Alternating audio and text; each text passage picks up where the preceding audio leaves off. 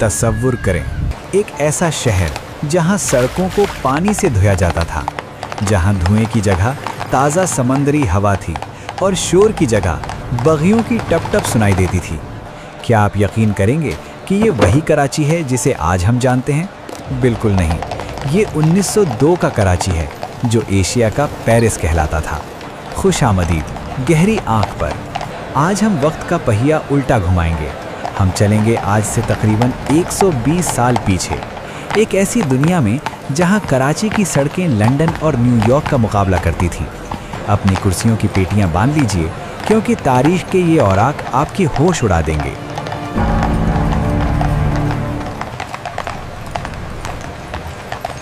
साल था 1902। बरतानवी राज का सूरज पूरी आबोताब से चमक रहा था।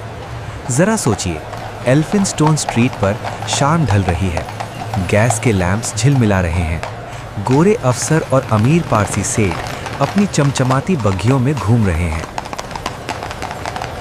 उस वक्त के कराची में गंदगी का नामो निशान नहीं था।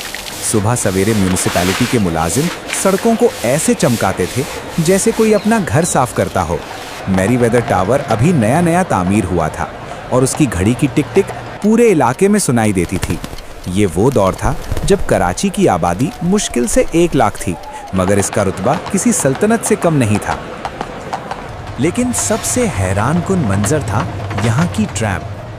1902 में कराची की सड़कों पर भागम भाग नहीं थी, बल्कि एक अजीब सा ठहराव था। ट्रैम वे लाइन पर चलती वो सवारी कराची की पहचान थी। लोग कहते हैं कि उस वक्त कराची की फिजा में इतना सुकून था कि आप सड़क के उस पार खड़े शख्स की सांस भी सुन सकते थे। मगर ये तस्वीर का सिर्फ एक रुख है। रोशनियों और सफाई के पीछे 1902 के कराची में कुछ इलाके ऐसे भी थे जहां अंग्रेज़ों को जाने की इजाज़त नहीं थी, जहां रात होते ही एक अलग दुनिया आबाद होती थी, एक ऐसी हकीकत जो तारीख की किताबों में अक्सर छुपा दी जाती है। जैसा कि हमने पिछले हिस्से में बताया, 1902 का कराची सिर्फ चमकती सड़कों का नाम नहीं था। उस वक्त अंग्रेज़ों ने शहर को 2 हिस्सों में तकसीम कर रखा था। एक वाइट टाउन जहां सदर और कैंटोनमेंट की रौनक थी, और दूसरा ब्लैक टाउन यानी आज का पुराना शहर जहां मकामी लोग बसते थे। असल कहानी तो इन तंग गलियों में सांस लेती थी। अगर आप 1902 में खरादार या मीठादार की गलियों से गुजरते तो मंजर बिल्कुल मुख्तलिफ होता। यहाँ बिजली के लैंप्स नहीं, बल्कि मिट्टी के दिए और लालटेन जला करती थी। मगर इन्हीं गलियों में कराची की रूह बसती थी। लेकिन एक खौफ था जो इन गलियों में मंडला रहा था। 1896 के ताउन यानी वबा ने कराची का नक्शा बदल दिया था। 1902 तक आते आते लोगों के दिलों में ये डर बैठ गया था कि सफाई ना रखी गई तो मौत वापस आ जाएगी। यही वजह थी कि अंग्रेज सरकार ने सख्ती बरकरार रखी थी। मगर नेटिव जेटी के पुल के नीचे कहानी कुछ और थी।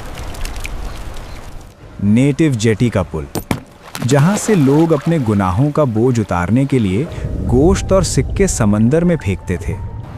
1902 में ये माना जाता था कि यहाँ समंदर के नीचे कुछ ऐसी ताकतें हैं जो शहर की हिफाजत करती हैं। मछेरे कहते थे कि रात के पहर जब खामोशी छा जाती है तो पानी से अजीब आवाज़ें आती हैं।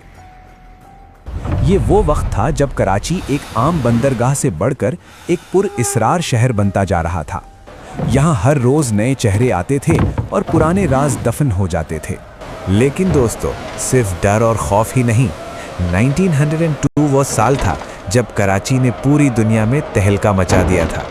क्या आप जानते हैं कि उस वक्त कराची को क्वीन ऑफ द ईस्ट क्यों कहा जाने लगा? वजह थी गंदुम। कराची की बंदरगाह से इतना अनाज बाहर जाता था कि पूरी बरतानवी सल्तनत की भूख मिटाई जा सकती थी। पैसा पानी की तरह बह रहा था और इस दौलत ने शहर में कुछ ऐसी इमारतें खड़ी कर दी थी जो आज भी हमें हैरान करती हैं। इन्हीं इमारतों में से एक इमारत ऐसी थी जिसके नीचे कहा जाता है कि अंग्रेज़ों ने बागियों को सज़ा देने के लिए तहखाने बनाए थे। वो जगह जो आज हमारे लिए सिर्फ ख़रीदारी का मरकज़ है, लेकिन 1902 में वहाँ खून और खौफ की तारीख लिखी जा रही थी। वो इमारत कौन सी थी? और कराची की ज़मीन के नीचे छुपे उस अजीम खजाने की हकीकत क्या है, ये सब हम आगे देखेंगे। जुड़े रहिए गहरी आंख के साथ, तारीख अभी बाकी है। वो इमारत कोई और नहीं बल्कि कराची की शान एम्प्रेस मार्केट थी। आज हम इसे खरीदारी के लिए जानते हैं, लेकिन 1902 में इसके दरो दीवार से बगावत की दास्तान सुनाई देती थी।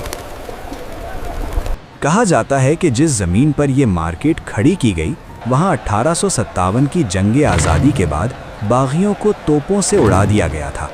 अंग्रेज़ों ने ये आलीशान मार्केट उस खून आलूद माजी को छुपाने के लिए बनाई थी।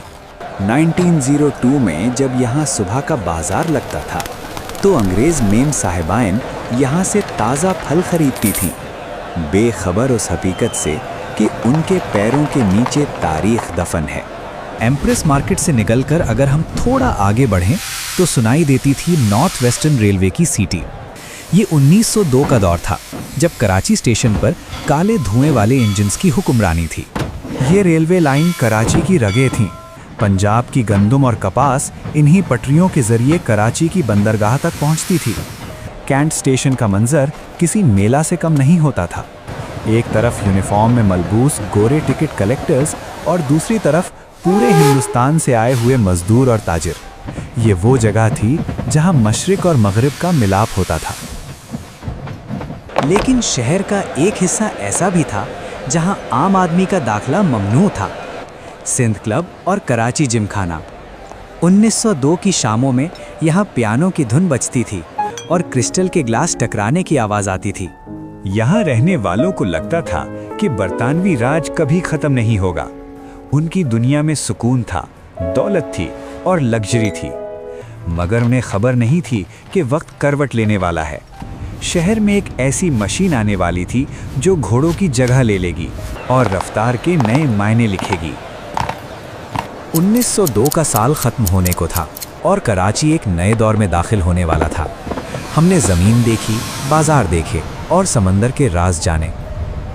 कराची का वो मंजर जो शायद आपने कभी तसव्वुर भी न किया हो।